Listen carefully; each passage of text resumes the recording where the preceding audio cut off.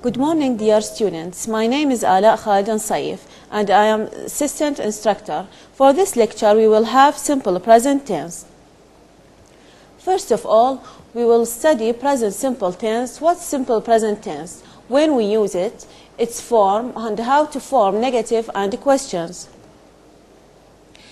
What's simple present tense? The simple present tense is one of the several forms of the present tense in English. It's used to describe habits, general facts, and fixed arrangements. The simple present tense is simple to form. We just use the base form of the verb. For example, I take, you take, we take, they take. The third person singular take an S at the end. He takes, she takes. Now we turn to when we use the simple present tense. The simple present tense is used to express habits, general facts, repeated actions, emotions, and wishes. For example, I smoke, which express habits, and I work in London, which express unchanging situation. Also, London is a large city, which express general facts. To give instructions or directions. For example, you walk for 200 meters, then you turn left. Also, it's used to express fixed arrangements, present or future. Your exams start at 9. It's also used to express future time after some conjunctions, like after, when, before, as soon as, until. For example, he will give it to you when you come next Saturday. Now we turn to how to form present simple tense. We form the present simple tense by using the base form of the infinitive without the to. In general, in the third person we add s in the third person. For example, I speak English at home, and he speaks English at home. The spelling for the verb in the third person differs depending on the ending of the verb. Number 1, for verbs that end in o, ch, sh, double s, x, or z, we add es in the third person. For example, go, goes, catch, catches, wash, washes, fix, fixes, buzz, buzzes. Number 2, for verbs that end in a consonant plus y, we remove the y and add ies at the end of the word.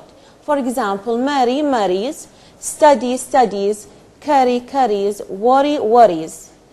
Be careful, student, that for verbs that end in a vowel plus y, we just add s. For example, play, plays, enjoy, enjoys, say, says. Now we turn to how to form a negative in the simple present tense. For example, we have I don't have a cereal for breakfast. Also, we have he doesn't eat cereal for breakfast. To make a negative sentence in English, we use don't or doesn't with all verbs except to be and modal verbs. For example, can, might, and should. We have the example here. You speak French. We make it negative by adding don't. You don't speak French. You will see that we add don't between the subject and the verb. We use don't when the subject is I, you, we, or they. Another example, he speaks French. When we make it negative, he doesn't speak French. When the subject is he, she, or it, we add the doesn't between the subject and the verb to make a negative sentence.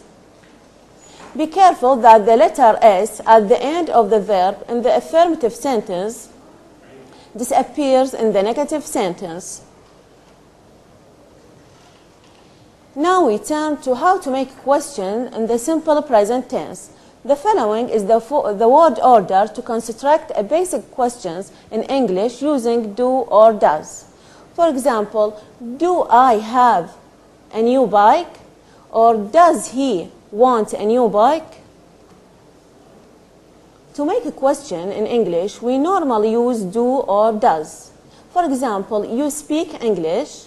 When we make it questions, do you speak English?